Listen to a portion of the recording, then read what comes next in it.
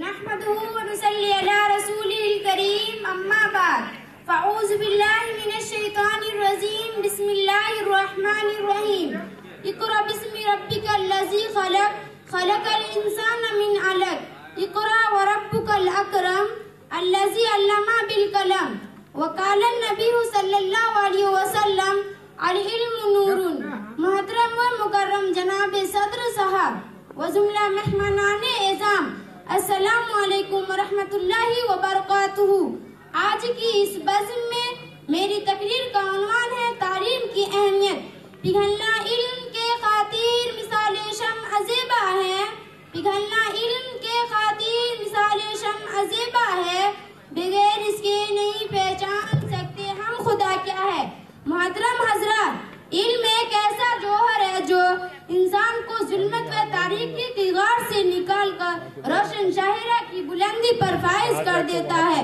تعلیم سے انسان اور اقوام میں بیداری آتی ہے، اچھی بری کی تمیز پیدا ہوتی ہے. اسی تعلیم کے ذریعہ اللہ رب العزت نے نوع بشر کے باپ حضرت آدم علیہ السلام کی ذریت کو تمام مخلوق پر فقیت و فضیلت بخشی ہے، اور اس کے اہمیت کے پیش نظر جناب محمد رسول صلی اللہ علیہ وسلم پر وحی کا آغاز لفظ اقرا سے ہوا ہے. غرضے کی تعلیم کی اہمیت و ضرورت اور اس کے فوائد و ثمرات سے دنیا کی کسی زیرو اور جشور کو انکار نہیں، کیونکہ تعلیم پر صرف قوم و ملت کی تعمیر و ترقی کا انحصار نہیں بلکہ اس قوم کے احساس و شعور کو جلا بخشا ہے.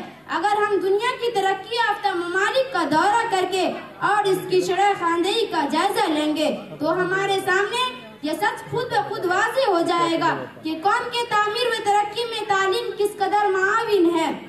آج کے اس ترقی یافتہ دور میں انہی لوگوں نے ستاروں پر کمند ڈالی ہے جنہوں نے تعلیم کو اپنا اوڑھنا بچھونا بنایا ہے.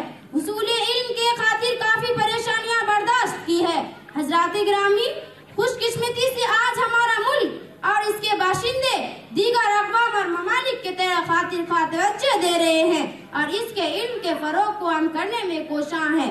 آج کے اس دور میں تجربات و مشاہدات سے یہ بات بالکل واضح ہے کہ علم کے حصول ہی نہیں بلکہ علم کے حصول ہی میں ہمیں حقیقی خوشحالی مل سکتی ہے اور ہم منزل مقصود تک پہنچ سکتے ہیں. وما علینا الا البلاغ.